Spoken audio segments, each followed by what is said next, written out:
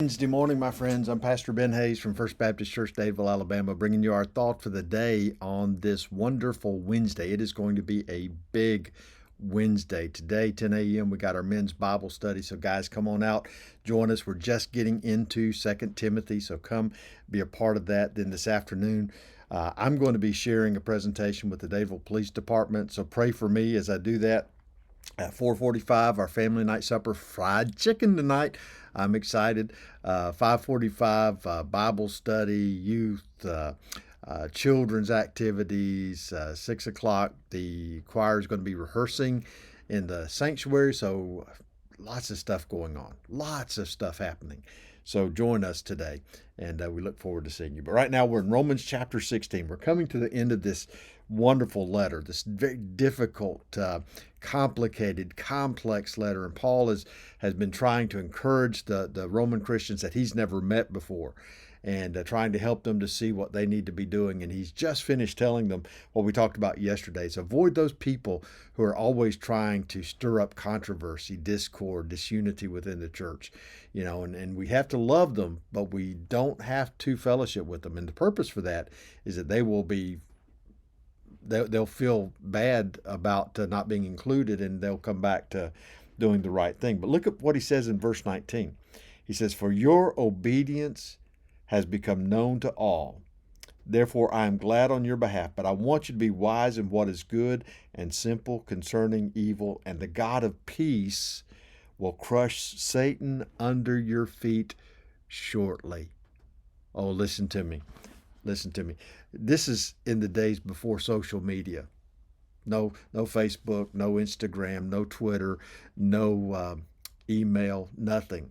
No way that you can get information easily from other communities. But the word of these Roman Christians, their obedience to God, their faithfulness to the Lord, has really spread, and Paul has caught wind of that. And that's why he's so excited about coming to visit them. That's why he's so excited to write this letter to them.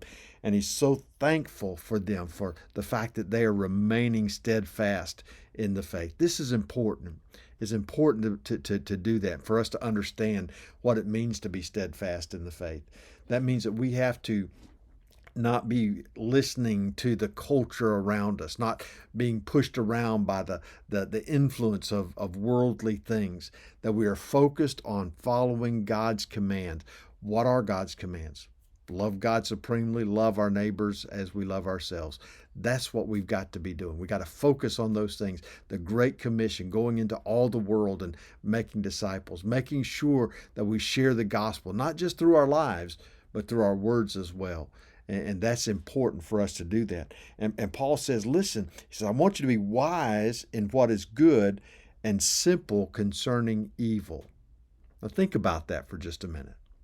Wise in what is good, simple concerning evil. There's this concept in our world today that we've got to expose our children and ourselves to this horrible stuff that's going on in our world so that they won't be overwhelmed when they get into the world. And I think that's exactly the wrong thing to do. We need to expose our children to what is good and holy and righteous, and train them up in the way that they should go, so that when they're old, they'll not depart. We need to teach them the principles and precepts of God's Word, which is exactly what I'm going to be sharing in our worship service this Sunday morning. We need to make them strong warriors of the faith, so that when they are confronted with the things of evil, that they will recognize it immediately and stand firm against it.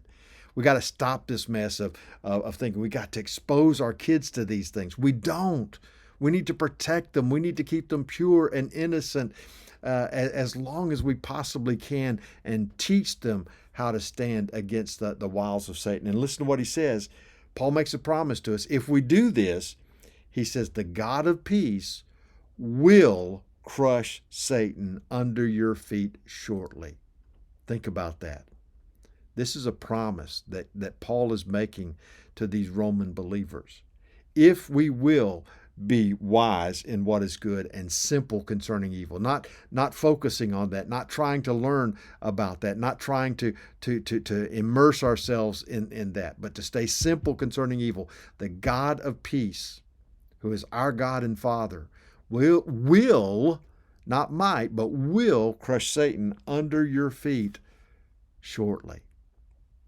Listen, I'm going to tell you, when we immerse ourselves in the world or dabble in the things of the world, we lessen our chance of experiencing the strength and the power of a holy Father who wants to deliver us from evil. The key to that, living righteous, holy lives. Be blessed. I'll see you back here tomorrow.